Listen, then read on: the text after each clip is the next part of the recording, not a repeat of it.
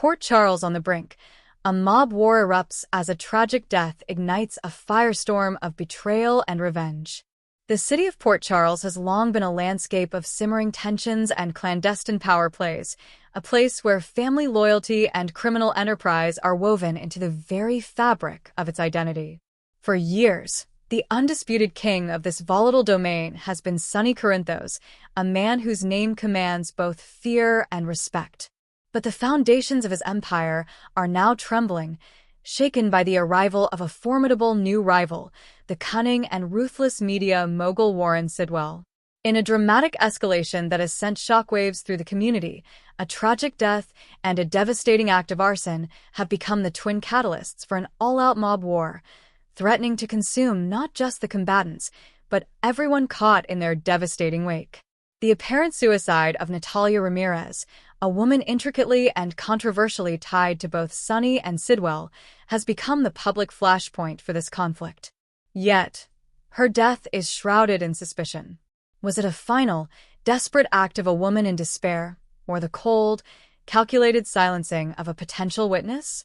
This question hangs heavy in the air, a question Sidwell has wasted no time in answering for the public, using his vast media influence to paint Sonny as a murderer.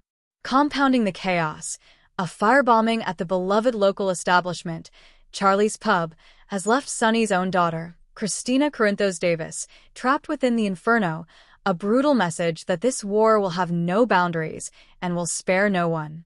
As the city holds its breath, the lines are being drawn, loyalties are being tested, and a storm of betrayal and revenge is gathering. Who is truly pulling the strings? Where do the allegiances of family, law, and love truly lie? And in a war where the first casualties have already fallen, who will be the next to be consumed by the fire? The tragic demise of a complicated matriarch.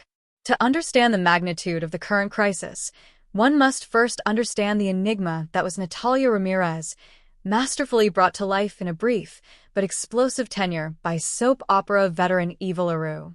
Natalia did not arrive in Port Charles as a hero. Her initial introduction painted her as a deeply flawed and judgmental figure, most notably for her homophobic reaction to the burgeoning relationship between her daughter, Blaze, and Sonny's daughter, Christina. She was a character designed to be at odds with the audience's sympathies, a condescending and often cruel mother whose primary motivation seemed to be control. However, the writers of General Hospital skillfully began to peel back the layers of her abrasive exterior, revealing a woman trapped by circumstance and haunted by her own past. Her complex, clandestine relationship with Sonny Corinthos became the vehicle for this transformation. What began as a transaction born of convenience and mutual need slowly blossomed into something more. It was a relationship built on a dangerous precipice, a dance of power where Natalia held secrets that could dismantle Sonny's life, and he held the key to her escape from a life she loathed. Viewers watched as her iciness thawed, replaced by a genuine vulnerability and a desperate, almost naive, hope for a new beginning with the city's most dangerous man. She saw in Sonny not just a mob boss, but a protector, a partner, and a ticket to a life of legitimacy and love that had always eluded her. This hope made her ultimate downfall all the more heart-wrenching. The final hours of her life were a brutal cascade of rejection and despair.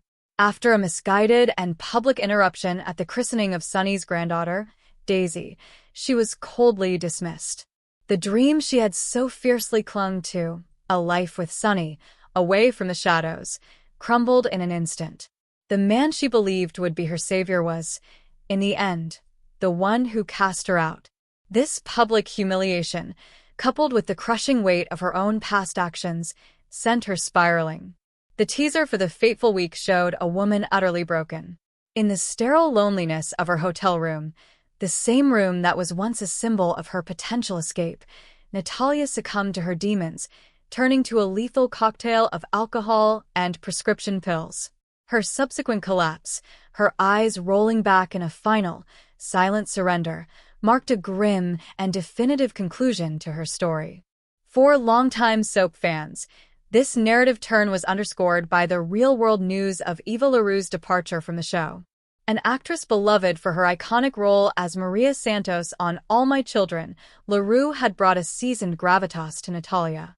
Her exit, she acknowledged, was part of a difficult but exciting journey, portraying a character that was hard for me as a person. Natalia Ramirez was a woman many loved to hate, but whose tragic end served as the undeniable spark that would ignite the simmering conflict into a raging inferno, ensuring her memory would be etched into the very battle lines of the war to come. The first shot fired, a war waged in headlines. In the brutal calculus of mob warfare, the first casualty is often the truth. Warren Sidwell, a man who understands the power of perception as keenly as he understands the mechanics of violence, wasted no time in weaponizing Natalia's death. He did not mourn in the shadows or plot his revenge in secret. Instead, he stepped into the Klieg lights of his own media empire and launched the first major offensive of the war. In a blistering, televised press conference that reached every home in Port Charles, Sidwell masterfully crafted a narrative. He transformed Natalia from a complicated, flawed woman into a martyred victim. He painted Sonny Corinthos not as a grieving former lover, but as a cold-blooded monster with a history of silencing women who knew too much. She didn't overdose, Sidwell declared to a sea of microphones, his voice a carefully calibrated mix of grief and righteous fury. She was silenced. This was a brilliant, modern gambit. Sidwell's war wouldn't be fought solely in dark alleys with guns and threats. It would be waged on television screens, in news articles, and through viral social media campaigns. The emergence of the hashtag Justice for Natalia was a testament to his strategic genius.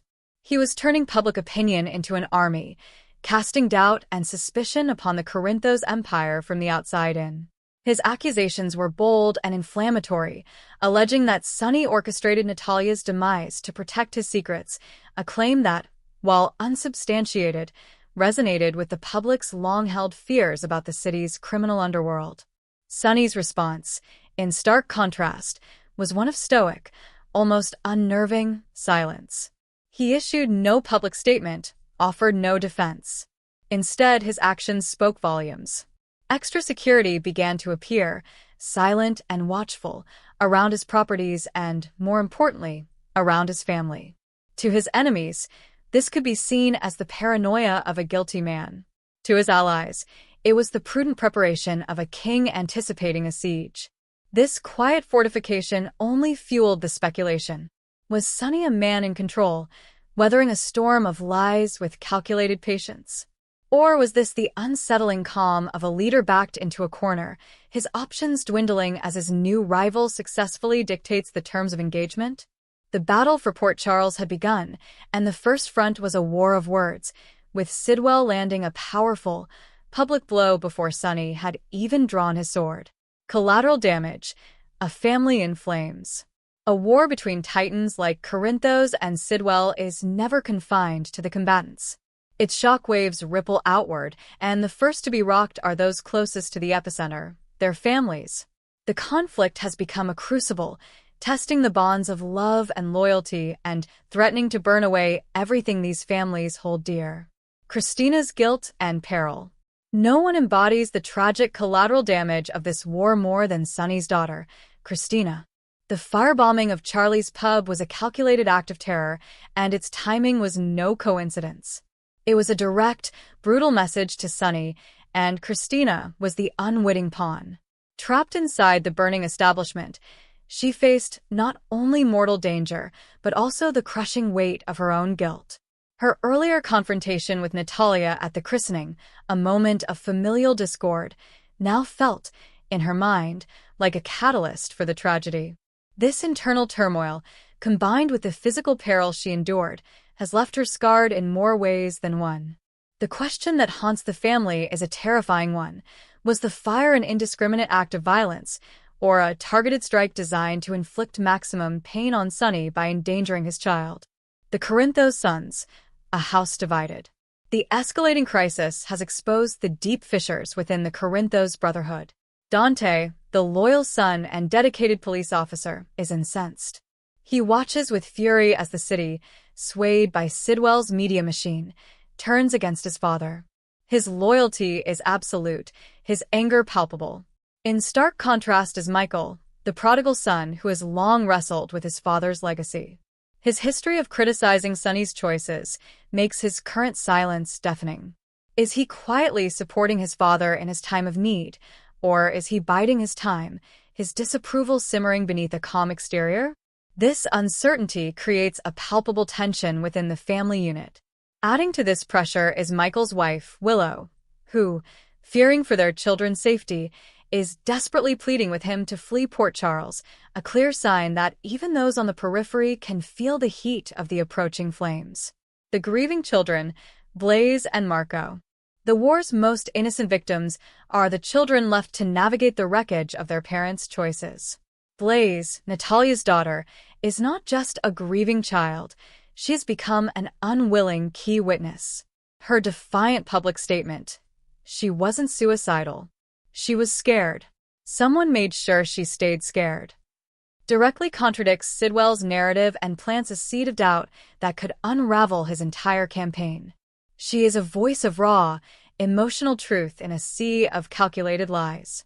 Meanwhile, her brother, Marco, finds his personal life poisoned by the conflict. A tender, intimate moment with his new love, Lucas Jones, is shattered by a series of garbled, desperate texts from his mother just before her death.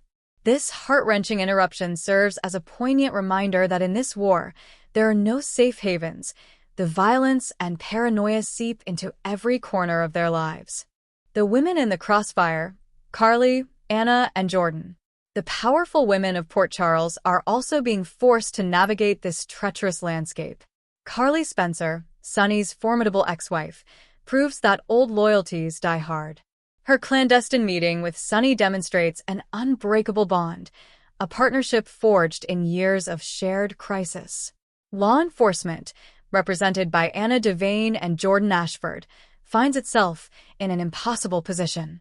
They are caught between their duty to the law and their complex personal histories with the very men they are investigating. Anna's clash with the ambitious ADA Turner over strategy highlights this dilemma.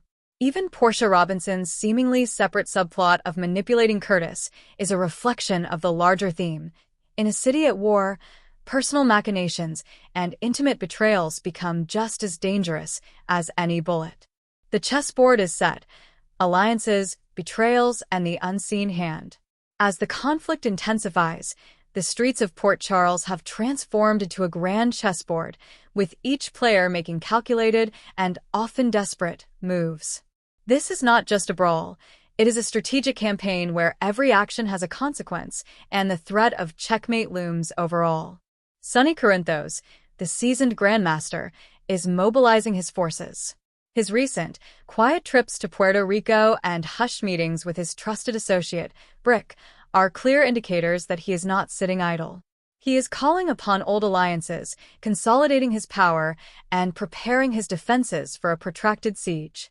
The most significant piece to return to his side of the board is Jason Morgan. His reappearance and swift, silent takeover of the family's security is a game-changer. Jason is Sonny's enforcer, his most trusted confidant, and his most formidable weapon. His presence as a godfather at Daisy's christening placed him at the very heart of the family's inner circle just moments before the crisis erupted, a symbolic reaffirmation of his place as the guardian of the Corinthos clan. While Sonny fortifies his position, the status of his loyal enforcer, Dex Heller, has become a troubling mystery.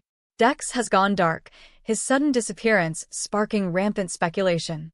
Has he been dispatched on a high-stakes, covert mission to neutralize Sidwell's key allies? Or has he become the first direct casualty of Sidwell's retaliation, a silent message sent to Sonny that no one is beyond his reach? This mystery adds a layer of suspense, a ticking clock within the larger conflict. Furthermore, the very nature of the attacks raises a chilling possibility. Is Warren Sidwell truly the sole architect of this chaos? The firebombing of Charlie's pub was brazen, but was it his style? There is a growing whisper, a palpable fear, that a third, unseen player may be moving pieces on the board. An unidentified menace could be expertly exploiting the feud between the two mob bosses, using their war as a smokescreen to advance their own sinister agenda, content to let Sonny and Sidwell weaken each other before emerging from the shadows to claim the ruins. Conclusion: the battle for the soul of Port Charles. Port Charles stands on a knife's edge, a citywide powder keg with the fuse already lit. The tragic death of Natalia Ramirez has unleashed a torrent of consequences, setting in motion a war that transcends the traditional boundaries of mob conflict. This is a battle of Sonny versus Sidwell, a clash of old-world power against new-age media manipulation. It is a fight for truth in an atmosphere thick with lies, and a test of family loyalty against the primal instinct for self-preservation. As the walls close in, the questions multiply. Will Christina survive the flames? And if so, how will she be changed by the trauma and her own burden of guilt? Can the Corinthos family, already showing signs of fracture, withstand the immense pressure from both outside and within? With alliances shifting and betrayals lurking in every shadow, who will be the next to fall in this deadly game? The battle for the soul of Port Charles has begun, and one thing is terrifyingly clear. In this war, no one is safe. Thanks for watching this videos. Please hit the subscribe button for more updated news.